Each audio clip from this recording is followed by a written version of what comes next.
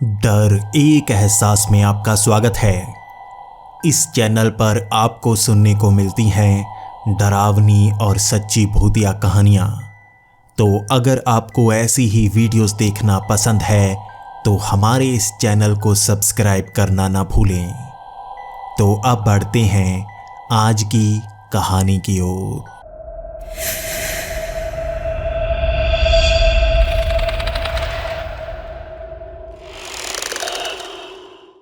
Hello दोस्तों, मेरा नाम विक्टर महाजन है और मैं एक अनाथ हूँ।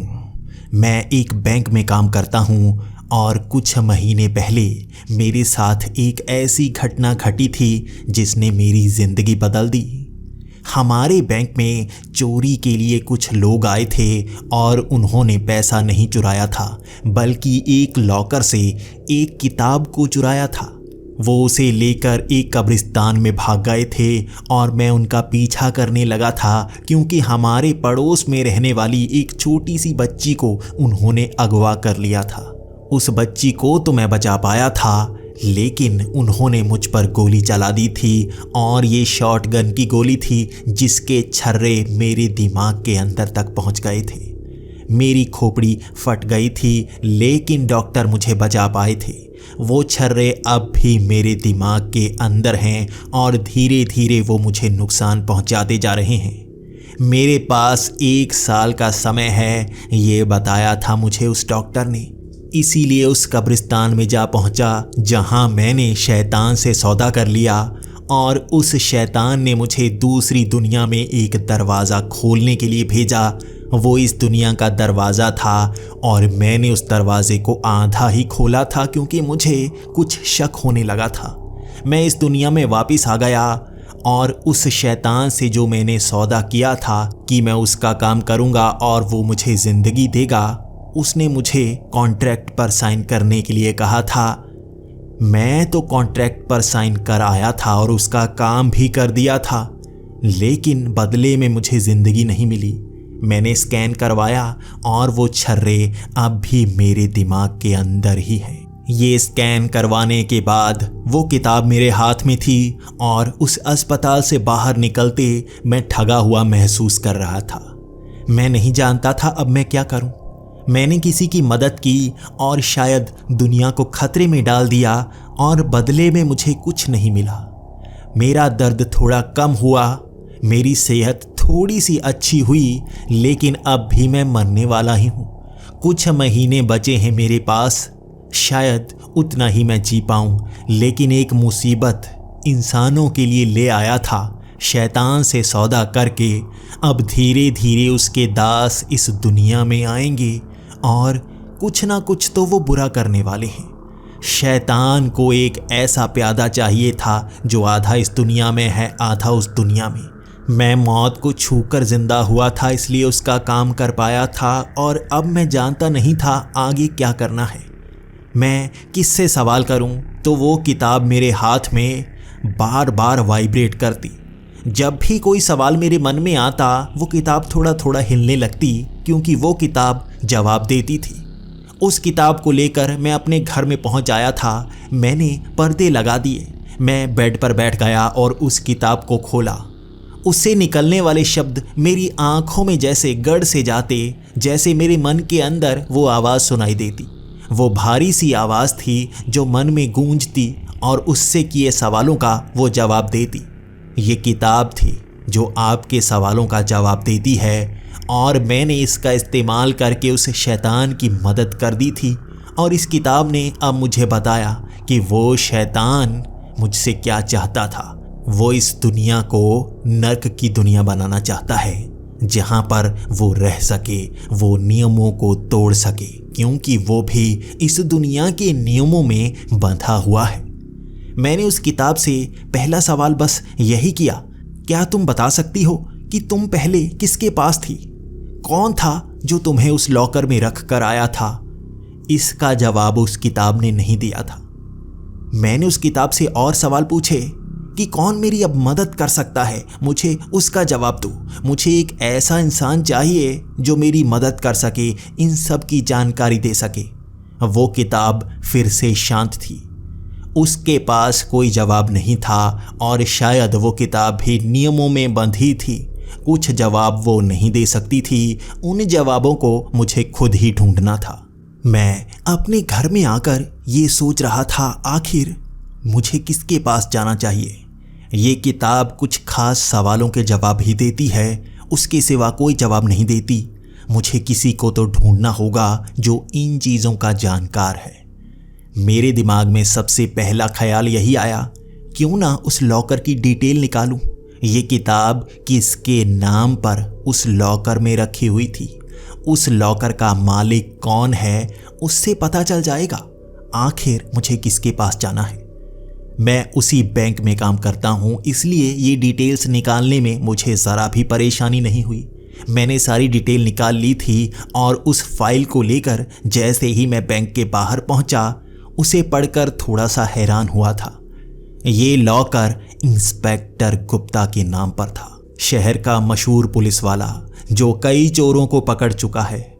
उसके सामने चोर टिक नहीं पाते, वो अकेला ही भीड़ में घुस जाता है। कई गैंगस्टर को वो अकेला मार चुका है। कई ऐसी जगह पर वो शूट आउट कर चुका है जहां से वो जिंदा बचकर नहीं आता, लेकिन फिर भी वहां सबको मारकर हमेशा वो बच आता है। इसलिए उसकी प्रमोशन होती रही। लेकिन कुछ महीने पहले उसने डिपार्टमेंट को छोड़ दिया। उसने बहुत सारे पैसे दान कर दिए। उसने अपने सभी मेडल भी वापस कर दिए। कुछ कारण था जिसे कई रिपोर्टर जानना चाहते थे, लेकिन उसका जवाब इंस्पेक्टर गुप्ता ने कभी दिया ही नहीं। मुझे उनके पास जाना चाहिए, शायद वो मेरे सवालों का जवाब दे पाएं। उसके बाद मैं उन्हें ढूंढता रहा। उनके वहाँ पर 2 बंगलो थे। मैं दोनों बंगलों पर जाता रहा और वहाँ की सिक्योरिटी गार्ड मुझे यही कहते रहे कि साहब तो कई महीनों से यहाँ आए नहीं हैं। वो कहाँ पर हैं किसी को पता नहीं है, बस फ़ोन करके ये कह देते हैं कि सफाई करके रखना, मैं कभी भी आ सकता हूँ। कुछ दिनों तक मैं उन बंगलों के आसपास घूमता रहा, लेकिन मुझे कुछ भी पता नहीं चल रहा था। उन सिक्योरिटी गार्ड को कुछ पैसे दे दिए थे मैंने, ताकि वो सब जानकारी मुझे दे पाएं, लेकिन वो बार बार कह रहे थे कि साहब यहाँ पर आते ही नहीं, बस अंदर सफाई हर रोज़ की जाती है और हर रोज़ वहाँ पर गंदगी पड़ जाती है, जैसे वहाँ कोई ना कोई आकर जाता हो। ना तो दीवारों से कोई फांद कर आता है और ना ही यहाँ पर कोई गुप्त रास्ता है जहाँ से अंदर कोई आ जाता हो। फिर भी साहब को इसकी जानकारी देने के बाद भी वो कहते हैं कि मैं जानता हूँ यहाँ पर क्या होता है, बस तुम्हें किसी से ये बात नहीं करनी है। इसीलिए वो सिक्योरिटी गार्ड ये बातों को छिपा कर रखते थे। मैं जानता था मुझे क्या करना चाहिए। मुझे इन दीवारों को फांद कर एक बंगलो के अंदर पहुंचना होगा। रात को इंतज़ार करना होगा, शायद कहीं ना कहीं से इंस्पेक्टर गुप्ता वहां पर आते होंगे और वो कुछ ना कुछ जानते तो ज़रूर होंगे। पूरा एक दिन मैं उस बंगलो के आसपास घूमता रहा। मैं वहां फांद कर अंदर जाने का रास्ता ढूंढ रहा था और वो 4 दीवारी इतनी ऊंची थी कि फांद कर उसे पार करना बहुत ही मुश्किल था। शायद ही कोई यहाँ से अंदर जाता होगा। लेकिन उस रात मैं आसपास घूमता रहा ताकि देख पाऊं कोई तो यहाँ अंदर जाता ही होगा। कभी ना कभी अंदर रोशनी जलेगी और पता चल जाएगा वो अंदर पहुँच आए हैं। सिक्योरिटी गार्ड को ये परमिशन नहीं थी कि वो 8 बजे के बाद यहाँ अंदर आ पाए, भले ही कोई चोर तक भी अंदर आ जाए। ये फ़ायदेमंद भी था।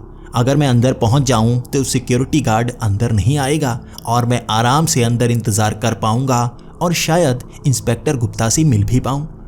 उन दीवारों को फांदने की कोशिश में मैंने 3 घंटे वहां पर गुजार दिए, लेकिन कोई भी ऐसा रास्ता था ही नहीं जो अंदर ले जाता हो। अंदर लाइट चल पड़ी थी, कोई अंदर आ पहुंचा था और मुझे अब तक कोई रास्ता नहीं मिला था अंदर जाने का। मैं अब चलता हुआ गेट के पास पहुंच गया था। वहां पर कुल 5 सिक्योरिटी गार्ड थे। उनकी नज़र से बचकर सामने वाले गेट से अंदर पहुंचना उतना ही मुश्किल था जिस तरह से किसी बैंक के अंदर चोरी करना। यहाँ अंदर जाना नामुमकिन था, लेकिन मैंने एक तरकीब लगा ली थी। मैंने उस पहले सिक्योरिटी गार्ड को 10,000 रुपये दिए थे।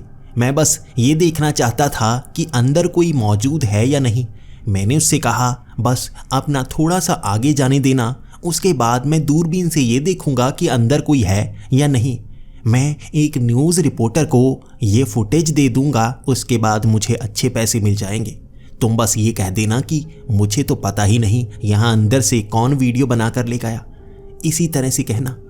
वो सिक्योरिटी गार्ड मान गया था, लेकिन मेरी तरकीब ये नहीं थी।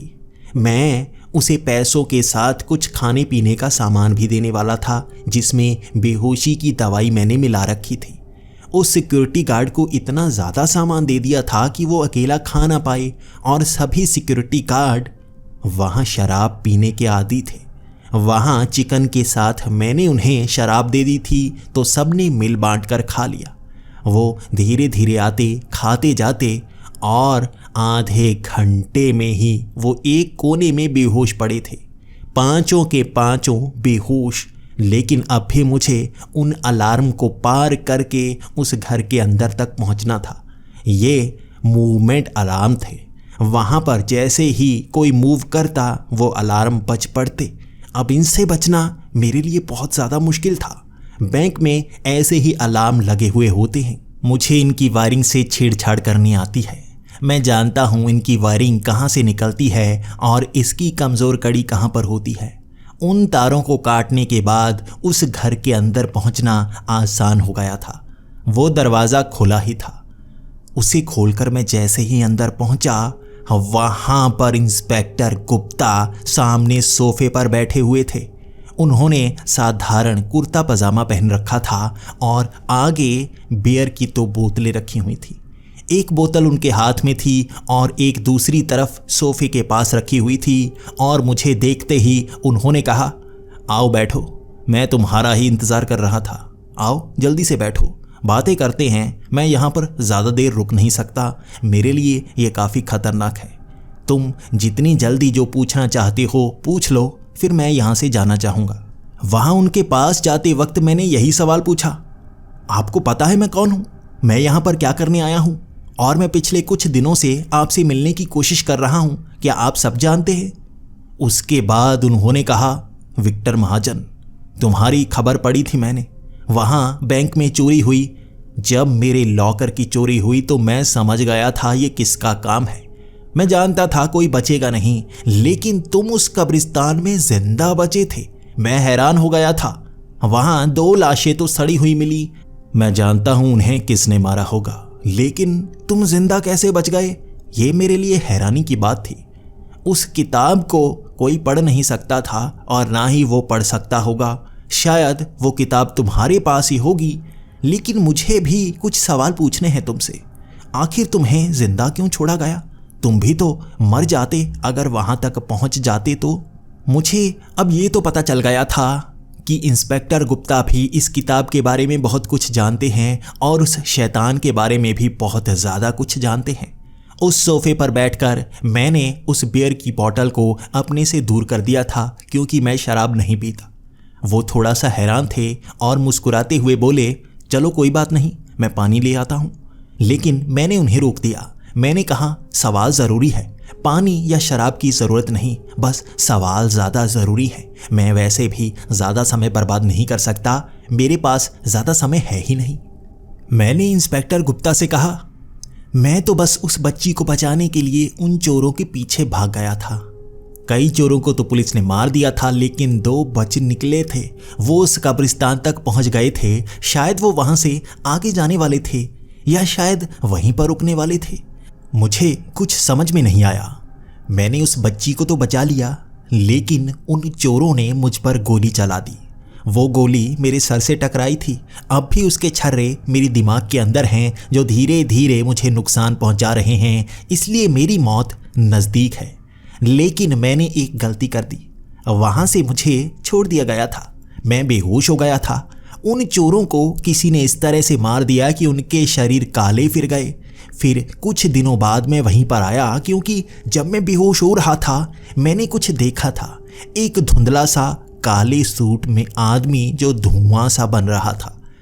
उसने मुझे बताया कि वो दूसरी दुनिया का शैतान है जो यहाँ पर कैद है, वापस जाना चाहता है और इस किताब को मैं पढ़ सकता था। मैंने ये शब्द कहे और इंस्पेक्टर गुप्ता अपनी सीट से खड़े हो गए। तुम पढ़ सकते हो? क्या तुम इसके शब्दों को जान सकते हो? क्या ये किताब तुमसे बात कर सकती है? मैंने कहा हाँ। क्या हुआ, ये आपसे बात नहीं करती थी? उसने कहा नहीं नहीं, ये किसी से बात नहीं करती। कोई खास होता है जो ना उस दुनिया का है ना इस दुनिया का है। अधर में लटका इंसान इससे बात कर सकता है। कैसे? आखिर कैसे? क्या तुम हमारी दुनिया के नहीं हो? मैंने कहा उस शैतान को भी नहीं पता था कि ऐसे इंसान को कैसे ढूंढना है, लेकिन किस्मत से मैं वहीं पर मौजूद था और मैं ऐसा शिकार बन गया। मौत छूकर मुझे जिंदा छोड़ गई थी और मैं अथर में लटका हूँ, मरने वाला हूँ। उस दुनिया में शायद आधा पहुँच गया हूँ, आधा इस दुनिया में हूँ।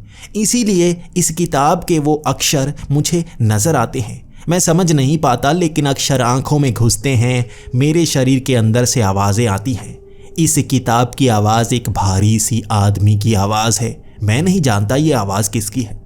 इंस्पेक्टर गुप्ता बड़ी हैरानी से मेरी बातें सुन रहे थे और उनकी आंखें नम हो रही थी। मैंने उनसे कहा उसने मुझसे सौदा कर लिया कि मेरी ज़िंदगी बचा लेगा, बदले में मैं वो दरवाज़ा खोल दूँ। इंस्पेक्टर गुप्ता ने जब ये शब्द सुने तो वो बहुत ज़्यादा गुस्सा हो गए थे। क्या वो शैतान दरवाज़ा खुलवाने की बात कर रहा था? सिर्फ तुम हो जो दरवाज़ा खोल सकते हो। ऐसा कभी मत करना, उस शैतान की बातों में कभी मत आना। तो मैंने कहा आ गया मैं वो कर भी चुका हूँ।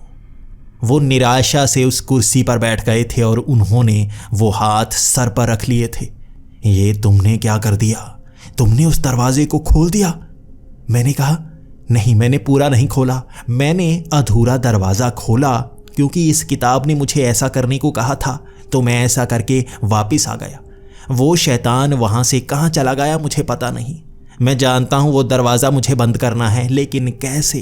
इसीलिए मैं आपके पास आया हूँ। आपको इस किताब की जानकारी होगी, आप बहुत कुछ जानते होंगे। तो इंस्पेक्टर गुप्ता ने कहा हाँ मैं जानता हूँ। मुझसे भी उस शैतान ने सौदा किया था ज़िंदगी का। मुझे ऐसी किस्मत दी कि मौत मेरा कुछ ना बिगाड़ पाए। किस्मत से हर बार जब मैं ऐसी जगह पर पहुंच जाऊं कि मौत मुझे बस अपने आगोश में लेने वाली हो, तो मेरी किस्मत ऐसी है कि मैं बच ही जाता हूं।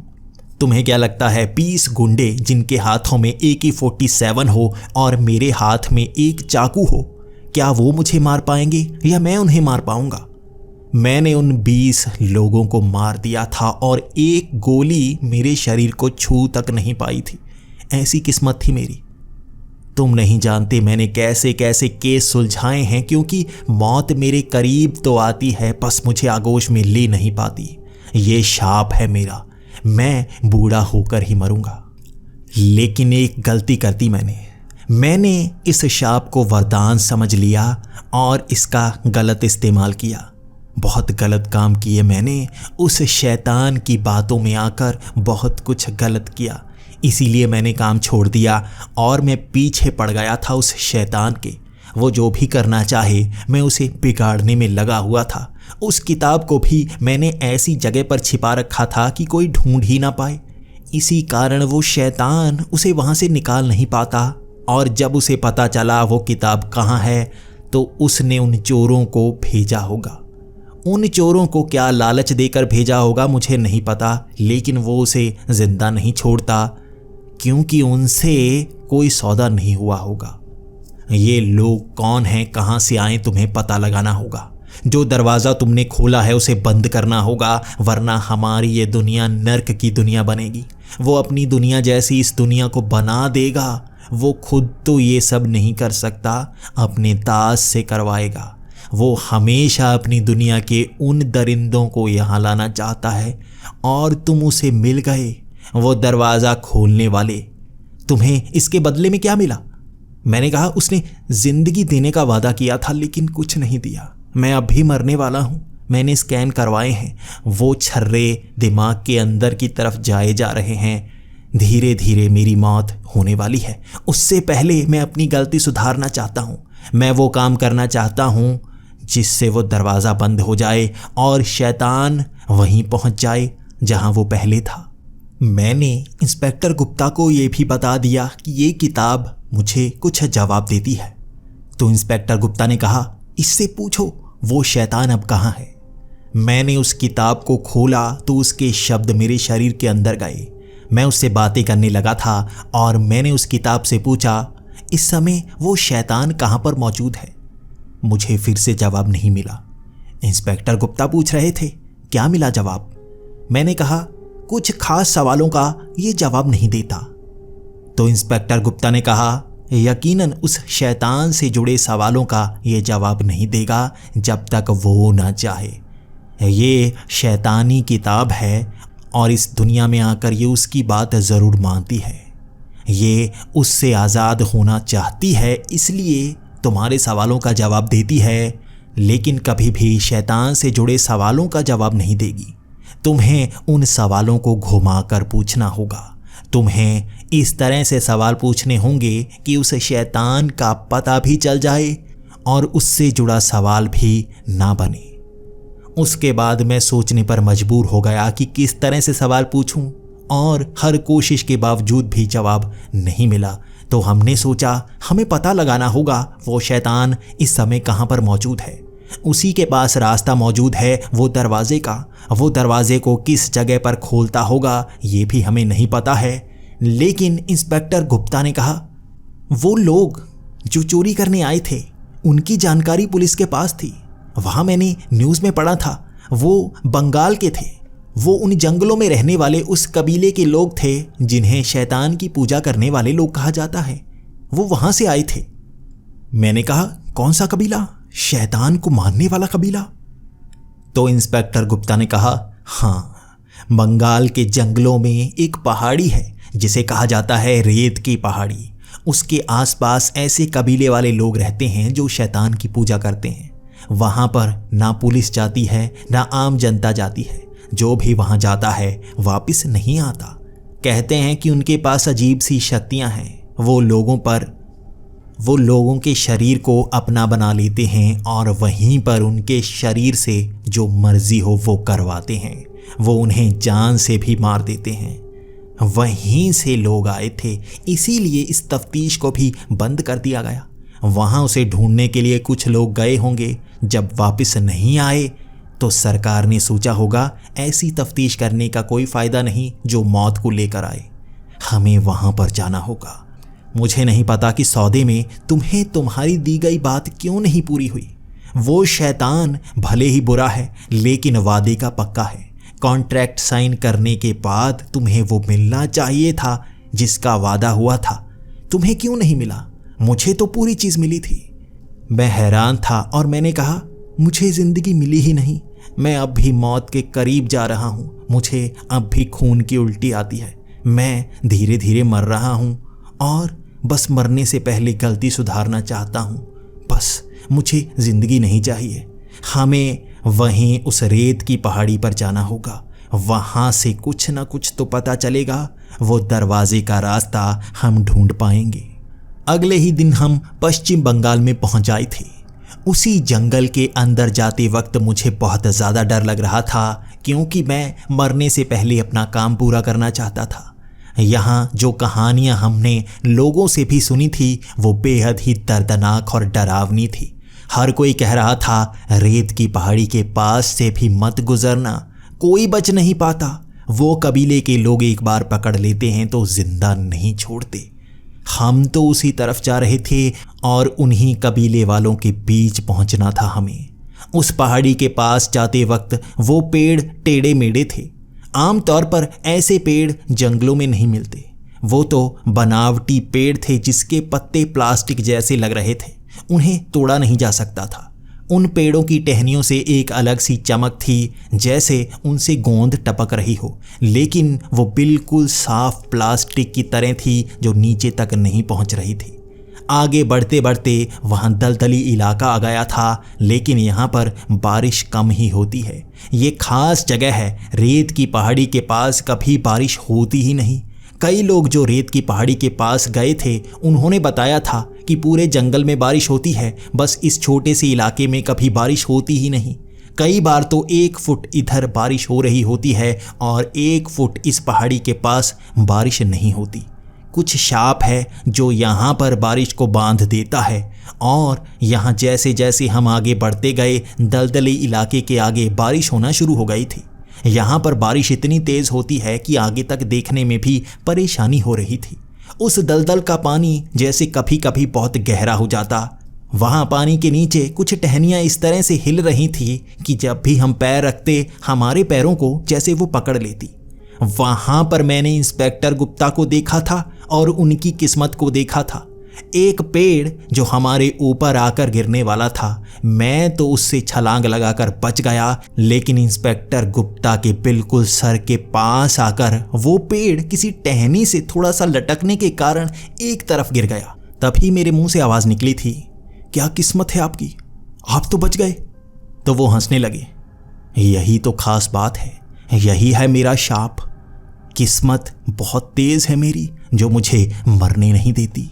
उस दलदल से निकलने में बहुत परेशानी हो रही थी। इंस्पेक्टर गुप्ता को जैसे कुछ हो ही नहीं रहा था। वो हर बार किसी ऐसी टहनी पर पैर रखते जिस कारण वो नीचे पहुंचते ही नहीं, लेकिन उन टहनियों के जो कांटे थे वो मेरे पैरों में चुभ रहे थे। बार बार मेरे पैर छलनी से हो जाते और अब चलने में परेशानी हो रही थी। मैं वहीं पर बैठ गया था। मैं उनसे कह रहा था, अब चला नहीं जा रहा, पैरों में जैसे दर्द सा हो रहा है। लेकिन वो कहते, तुम्हें आगे बढ़ना होगा, हमें आगे पहुंचना होगा। वहां से बाहर निकलते ही सपाट मैदान आ गया था, लेकिन वहां पेड़ काले रंग के थे, गले हुए पेड़, और उनसे फल लटक रहे थे, चमकीले बल्ब की तरह फल। ऐसे फल मैंने कभी नहीं देखे थे। और वहां आसपास हिलने की आवाज़ें आ रही थीं। उन पेड़ों के पास, उन पेड़ों के अंदर से हलचल हो रही थी। टहनियों के अंदर से जैसे कुछ हिल रहा हो। कभी एक टहनी हिलती तो कभी एक टहनी हिलती। तभी वहां पेड़ों के अंदर से उन लोगों ने इस तरह से छलांग लगाई कि मैं हैरान रह गया। वो उन गले हुए पेड़ों के अंदर छिपे हुए थे। उन पेड़ों को फाड़ कर वो बाहर आ गए थे, और उनके बाहर आने के बाद वो पेड़ जैसे खुद ब खुद ठीक हो गए थे। उन्होंने हमें घेर लिया था और पकड़कर हमें वो खास जगह ले जा रहे थे, रेत की पहाड़ी के पार। इंस्पेक्टर गुप्ता के चेहरे पर ज़रा भी शिकन नहीं थी, क्योंकि वो जानते थे उन्हें मारा नहीं जा सकता। फिर भी मुझे डर था, मैं यहाँ पर मरना नहीं चाहता। वो हमें रस्सियों से बांधकर आगे ले जा रहे थे, और इन रस्सियों को छुड़ाना भी बेहद मुश्किल भरा था। वहाँ उस पहाड़ी को पार करने के बाद मैं समझ पाया था इसे रेत की पहाड़ी क्यों कहा जाता है। इसकी मिट्टी रेतीली थी, जिसमें पैर ज़मीन में धंसते जाते। कहते हैं कि यहाँ पहाड़ी पर आप 1 मिनट से ज़्यादा खड़े नहीं हो सकते। ये पहाड़ी आपको अंदर समा लेती है। जितनी देर आप खड़े रहोगे उतना अंदर धंसते जाओगे। आधा शरीर अंदर धंस गया तो बिना किसी की मदद के आप बाहर नहीं आ सकते। आपको बस चलते रहना है, या भागते रहना है, या किसी पेड़ को पकड़कर उसके ऊपर चढ़ जाना है। मैं वहाँ पर महसूस कर पाया था जब उन्होंने मुझे ज़मीन पर रखा था। ज़मीन पर रखते ही मैं थोड़ा थोड़ा उस रेत के अंदर की तरफ गड़ता गया, और वो वहाँ पर खड़े हंस रहे थे, जैसे वो मुझे मरता हुआ देखना चाहते हों। वहाँ काफ़ी हद तक मैं धंस गया था। तब मुझे उन्होंने बाहर निकाल लिया और वो मुझे आगे की तरफ ले जाने लगे। मैं जान गया था कुछ लोग यहाँ आकर गायब क्यों हो जाते हैं। इन कबीले वालों से बच भी जाते होंगे तो यहाँ इन रेत में दफन हो जाते होंगे। वहाँ उस रेत की पहाड़ी के आगे ढलान थी और आगे एक बड़ा सा कुआं बनाया गया था। वहाँ पेड़ों को इस तरह से मोड़कर घर बनाए गए थे कि ऊपर से देखने में ये बस पेड़ लगेंगे। यहाँ नीचे आकर पता चल रहा था पेड़ों पर घर बनाए गए थे। वहाँ आगे पत्थरों का कुछ बनाया गया था। पत्थर रखकर जैसे एक इमारत, एक आकार बनाया गया था, और उसके पास ही नीचे जाती गुफा थी। उस गुफा से एक अलग सी रोशनी निकल रही थी, और उसे देखकर इंस्पेक्टर गुप्ता कहने लगे, ऐसी रोशनी तो दरवाजे से निकलती है, मैंने पढ़ा है। शायद यहाँ नीचे दरवाज़ा है, और ध्यान रखना यहीं पर वो शैतान भी दिखेगा। हम दोनों बंधे हुए थे और उस इमारत के पास हमें खड़ा कर दिया गया था। वहाँ पर वो किसी का इंतज़ार कर रहे थे। यकीनन वो उस शैतान का इंतज़ार कर रहे थे। ये शैतान को पूजने वाले लोग हैं और यहाँ हमें वो लाए होंगे। और मेरे नज़दीक आकर इंस्पेक्टर गुप्ता ने कहा, वो शैतान नहीं जानता कि हम यहाँ पर आए हैं। वो ज़रूर यहाँ से भागेगा। हमें उससे पहले उस दरवाजे तक पहुँचना है। तुम्हारे पास किताब है, तुम जानते हो उस दरवाजे को कैसे खोला है, और बस दूसरी तरफ जाकर इसे बंद कर देना। वहाँ वो 50 से ज़्यादा कबीले वाले थे और उस इमारत के सामने खड़े वो उस शैतान का इंतज़ार करते आ रहे थे।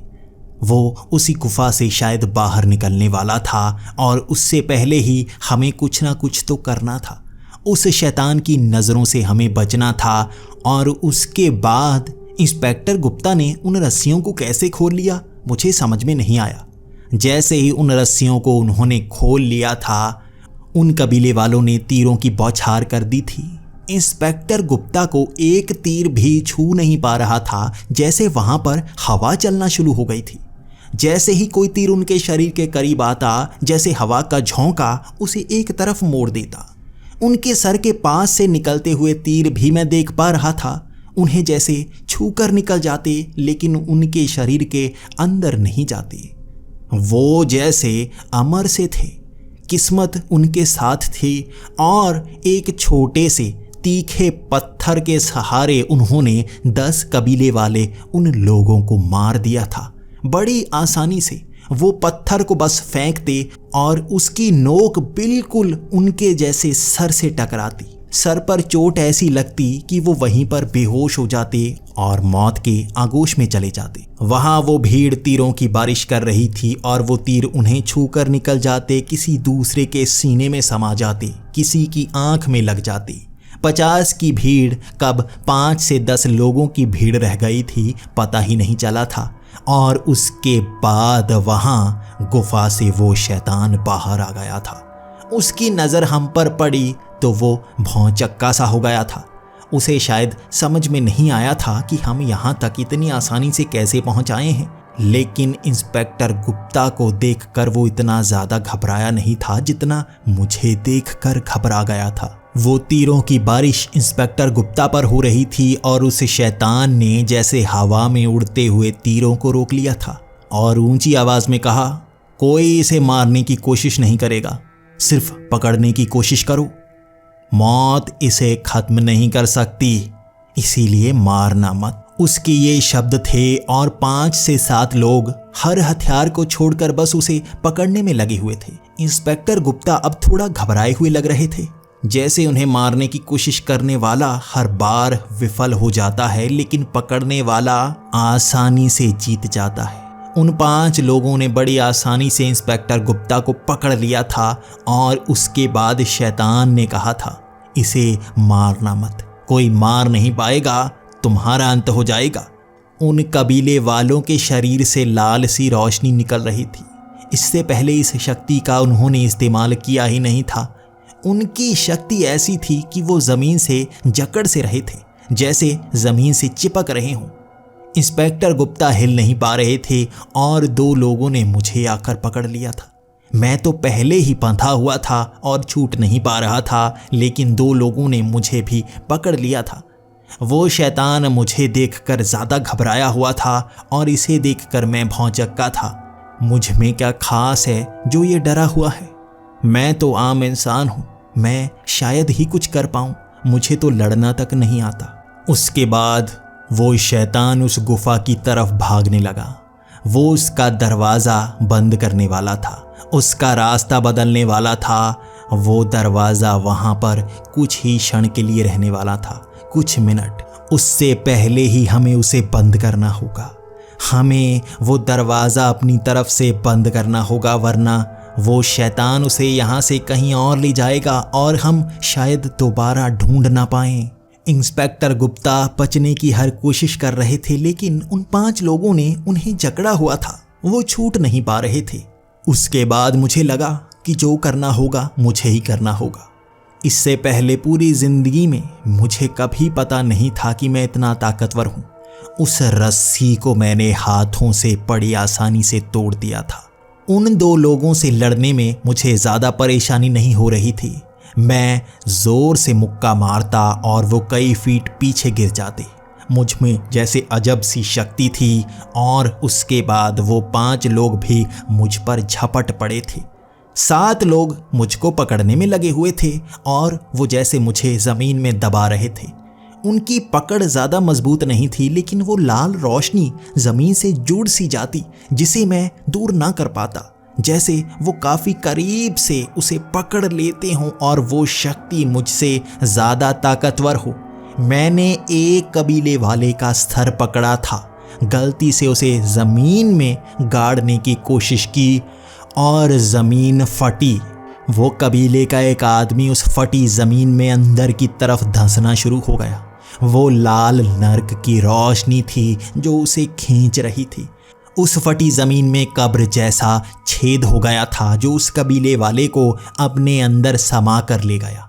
उसके शरीर से जैसे चमड़ी उथड़ गई, हड्डियों का ढांचा आग में जैसे भस्म सा हो गया और वहाँ पर उसकी कब्र बन गई। मिट्टी दोबारा बंद हो गई।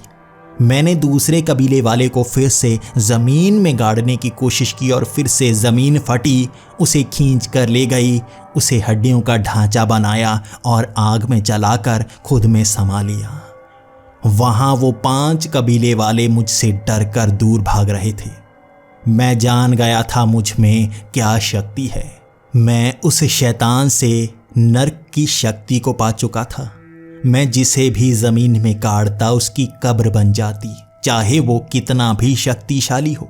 नर्क की आग में वो जलता, मेरे सामने उसकी कब्र बनती। इसीलिए वो कबीले वाले अब मुझसे दूर भाग रहे थे। लेकिन वहाँ अंदर से रोशनी थोड़ी थोड़ी कम हो रही थी। वो दरवाज़ा वहाँ से बदल रहा था, शैतान उसे कहीं और ले जा रहा था। हम जैसे ही उस तरफ भागने की कोशिश कर रहे थे, वहाँ पर कुछ लोग आ गए। ये कबीले के लोग नहीं थे, ये काला सूट पहने कुछ लोग थे। ये भारतीय भी नहीं लग रहे थे, अंग्रेज़, कुछ अफ्रीका के लोग। उन्होंने हमें पकड़ रखा था। हमारी कलाई पर एक मशीन सी टांग दी थी, हमारे सर पर एक चमकीली सी टोपी पहना दी थी। उसके बाद मुझे सब कुछ दिखना जैसे बंद हो गया। मैं हाथ घुमा रहा था, वहाँ से हाथ घुमाकर उनसे बचना चाहता था, लेकिन तभी उन्होंने जैसे घसीटते हुए हमें आगे की तरफ ले जाना शुरू कर दिया। इंस्पेक्टर गुप्ता बार बार जेब में हाथ डालकर अपना कार्ड दिखाने की कोशिश कर रहे थे। वो उन्हें कुछ समझा रहे थे, लेकिन वो बात ही नहीं मान रहे थे। वो हमारे हाथों को छोड़ ही नहीं रहे थे। मुझे देखकर वो कह रहे थे, कुछ गलत मत करना। मैं उनसे जानना चाहता था ये कौन है, लेकिन मेरे मुंह पर पट्टी लगा दी गई थी। मैं भी कुछ बोल नहीं सकता था। वहां से आधे घंटे की दूरी पर हमें एक बंकर में ले जाया गया। हम दोनों को लोहे की चेन से बांध दिया गया। वहां एक तरफ इंस्पेक्टर गुप्ता को बांधा गया था, एक तरफ मुझे बांधा गया था। वहां पर एक मोटा सा आदमी आया जो अंग्रेज लग रहा था। मैं उसकी नीली सी आंखें देखकर ये जान गया था कि ये काफ़ी अजीब सा है। उसके सर की बनावट भी बड़ी अजीब सी थी। वो सवाल किए जा रहा था और हमारे मुंह पर लगाई गई पट्टी अब तक उतारी नहीं गई थी। कई सवाल दागे उसने, उसके बाद मुंह से हमारी पट्टी उतार दी गई और हमें अब जवाब देना था। हम उसे बताने लग पड़े थे कि वहाँ क्या क्या हुआ है, लेकिन ये सब वो पहले से जानते थे। उनका सवाल तो ये था, हम यहाँ काली पहाड़ी के पीछे क्या करने आए हैं। तो हमने कहा, वो दरवाज़ा आधा खुल चुका है, हमें उसे बंद करना होगा। लेकिन उन्हें जैसे इस बात को सुनकर ज़्यादा परेशानी हुई ही नहीं थी। उन्होंने कहा, क्या इससे ज़्यादा तुम जानते हो? क्या जानते हो तुम? मैंने कहा, और कुछ नहीं, वो किताब है हमारे पास जिससे हम वो नर्क का दरवाज़ा बंद करना चाहते हैं। गलती से मैंने खोल दिया है और उस शैतान ने मुझे एक शाप दिया है कि मैं किसी को भी नर्क में भेज सकता हूँ। इनके पास किस्मत का शाप है। वो बार बार कुछ नोट किए जा रहा था और उसके बाद कुछ अजीब से सवाल पूछे थे उसने कहा, तुम पर तत्व के बारे में क्या जानते हो? मैं भी इधर उधर देख रहा था और इंस्पेक्टर गुप्ता भी मेरी तरफ देख रहे थे। वो मुझको इशारा कर रहे थे, ये क्या है? मैंने कहा, मुझे नहीं पता, पर तत्व क्या है? वो बार बार कठोर शब्दों में पूछता जा रहा था, तुम पर तत्व के बारे में क्या जानते हो? हमारे पास कोई जवाब नहीं था। उसके बाद ये भी उसने नोट किया और कहा, ठीक है तुम नहीं जानते। उसने अपनी कमर से वो गन निकाली और इंस्पेक्टर गुप्ता की तरफ तान दी। उसने गोली चलाई लेकिन गोली उस गन से निकली ही नहीं। जैसे ही उसने गन को नीचे किया गोली चल पड़ी। वो थोड़ा सा हैरान हो गया। उसके बाद दोबारा उसने पॉइंट ब्लैंक से इंस्पेक्टर गुप्ता पर गोली चलाने की कोशिश की। फिर से गोली नहीं चली। उसने बार बार ट्रिगर दबाया, गोली चल ही नहीं रही थी। और जैसे ही उसने गन थोड़ी सी हटाई गोली चल पड़ी। जैसे उसकी गन खराब हो गई थी। वो बार बार हाथ मार रहा था लेकिन इंस्पेक्टर गुप्ता के चेहरे पर मुस्कान थी। वो कह रहे थे, नहीं चलेगी, मेरे ऊपर गोली कभी नहीं चलेगी। तो उसने एक और काले सूट वाले की तरफ देखा और ये कहा, क्या ये वही है? उसने हाँ में इशारा कर दिया और उसके बाद वो गन लेकर मेरे करीब आ गया। उसने सबसे पहले गोली मेरे सीने में मारी। मैं दर्द से कराह उठा। मेरे शरीर से खून निकल रहा था और उसके बाद उसने वो बंदूक मेरे सर की तरफ तान दी। मैं डर गया था, मेरे पैर कांप गए थे। उसने जैसे ही ट्रिगर चलाया आंखों के सामने अंधेरा छा गया। मैं यहाँ पर अंधेरा देख पा रहा था। मुझे महसूस हो रहा था जैसे मेरे हाथ पैर थोड़े से सन्न पड़ गए हैं। मेरे चेहरे पर थोड़ी सी मिट्टी लगी हुई थी, जैसे मैं किसी बक्से में बंद था। मेरे पूरे शरीर पर ही मिट्टी थी। मैं थोड़ा बहुत घिसट पा रहा था, जैसे कहीं पर मुझे छोटे से ताबूत में बंद कर दिया गया हो। मैं समझ नहीं पा रहा था और मैंने जोर लगाना शुरू कर दिया। मैं यहाँ से बाहर निकलना चाहता था क्योंकि मुझे सांस लेने में परेशानी हो रही थी। मैंने जोर लगाया और उस ताबूत को जैसे फाड़ दिया, मिट्टी को हटाया।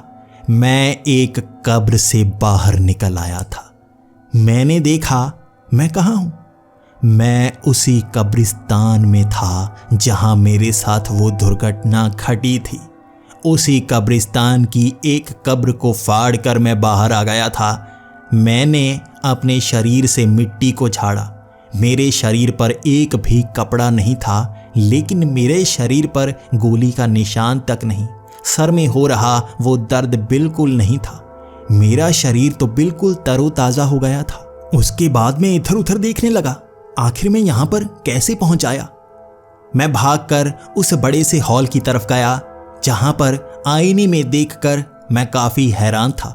मेरे शरीर पर कई चोट के निशान जो बचपन से थे, मेरे चेहरे पर कट के निशान जो बचपन में मेरे गिरने के कारण बने थे, हर निशान हट चुका था। मेरा शरीर पूरी तरह से तंदुरुस्त था।